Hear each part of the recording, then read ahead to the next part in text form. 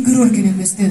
Bugün halkımızın igidliği, ordumuzun reşadeti ve Cenab Ali Başkomandan İlham Əliyev'in uğurlu ve uzak gören siyaseti sayesinde yazılmış tarihi qələbə günüdür. 44 günlük vətən müharibəsi halkımızın birliğini, qəhrəmanlığını ve torpaqlarımıza olan sonsuz sevgisini bütün dünyaya bir daha beyan etti. Her bir şehidimizin qanı, her bir qazimizin fədakarlığı bu torpaqlarda azadlıq, sülh ve qürur bayrağı kimi dalğalanar. Mən istərdim Zəfər günü münasibətilə Tovuz rayon icra hakimiyyətinin başçısı Cənab Məmməd Məmmədovu səhnəyə dəvət edim. Aziz Tovuzlular, çok değerli şehit valideynlerimiz, yiğit qəhrəman qazilərimiz, müharibə iştirakçıları, hörmətli qonaqlar, hər birinizi bu şanlı 8 noyabr Zəfər günündə salamlamaktan məmnuniyyət duyuram və sizin hər birinizi 8 noyabr Zəfər günü münasibətilə səmimi qəlbdən təbrik edirəm.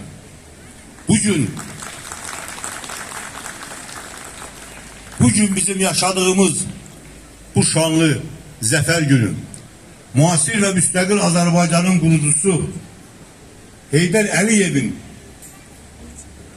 siyasetinin təntənəsidir.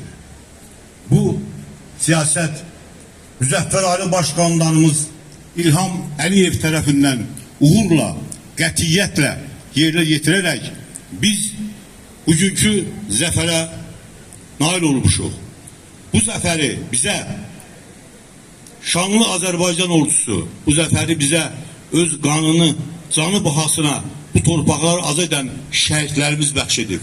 Bu zəfəri bizə qəhrəman qazilərimiz, müharibə iştirakçılarımız bəxş edib.